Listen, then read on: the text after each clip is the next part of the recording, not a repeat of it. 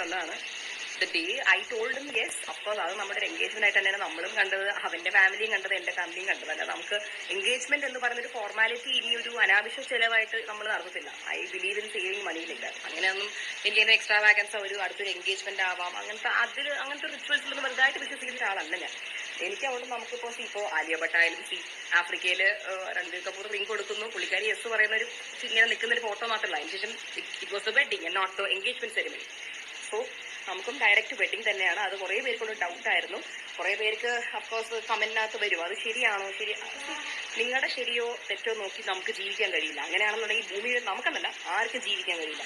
എല്ലാവർക്കും അവരുടേതായ ഓരോ ശരിയും തെറ്റുമുണ്ട്. അത് വെച്ച് ഞാനും ജീവിക്കും, നിങ്ങളും അങ്ങനെ തന്നെ ജീവിച്ചിട്ടുണ്ടെങ്കിൽ നിങ്ങളുടെ വിശ്വാസം ഉണ്ടായിരിക്കാം, എനിക്ക് എന്റെ വിശ്വാസം ഉണ്ടെങ്കിൽ. വേറെ ചിലവർ പറയുന്നുണ്ട് കല്യാണത്തിന് മുന്നേ ഹണിമൂൺ കഴിഞ്ഞു. നിങ്ങൾ ഇപ്പൊ ഇന്നത്തെ കാലത്ത് ഒരു മലയാളം സിനിമ ആയിക്കോട്ടെ, ഒരു മലയാളം സിനിമ എടുത്താൽ അതിനകത്ത് പോലും ലിവിങ് ടുഗദർ കോൺസെപ്റ്റ് കാണിക്കുന്നു. അഫ്കോഴ്സ് ഞാനും അച്ഛൻ ലിവിങ് ടുഗദറില്ല, ഞാൻ എന്റെ വീട്ടിലും അച്ഛന്റെ വീട്ടിലുമാണ്. ബട്ട് ലിവിങ് ടുഗദർ കോൺസെപ്റ്റിന് പോലും ഏതൊരു നടൻ അഭിനയിച്ചാലും അത് കൈയടിച്ച് പാസ്സാക്കുന്ന മലയാളികളാണ് ഈ വന്ന് കമന്റ് ഇടുന്നത്. നിങ്ങളൊക്കെ ഏത് കാലഘട്ടത്തിലാണ് ജീവിക്കുന്നത്? ഒരാണും പെണ്ണും അങ്ങോട്ടും ഇങ്ങോട്ടും കണ്ട് ഇഷ്ടപ്പെട്ട് അവർ പരസ്പരം അറിയാൻ വേണ്ടിയിട്ടാണ് അവർ അങ്ങോട്ടും ഇങ്ങോട്ടും call dating, the phase of dating, relationship അങ്ങോട്ടും ഇങ്ങോട്ടും നമ്മൾ അറിയുന്നു.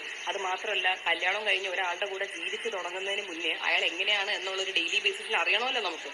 അല്ലാതെ അയാളെ പറ്റി ഒന്നും അറിയാതെ ഞാൻ എങ്ങനെ കെട്ടി അയാളുടെ പോകും? അതൊക്കെ ഐ എം റിയലി സോറി. വളരെ മോശം ചിന്താഗതിയാണ് നിങ്ങളുടെയൊക്കെ. വളരെ എന്താ പറയുക, ഒരു പഴയകാല ചിന്താഗതിയാണ്. അതിലോട്ടൊന്നും എനിക്ക് യോജിപ്പില്ല.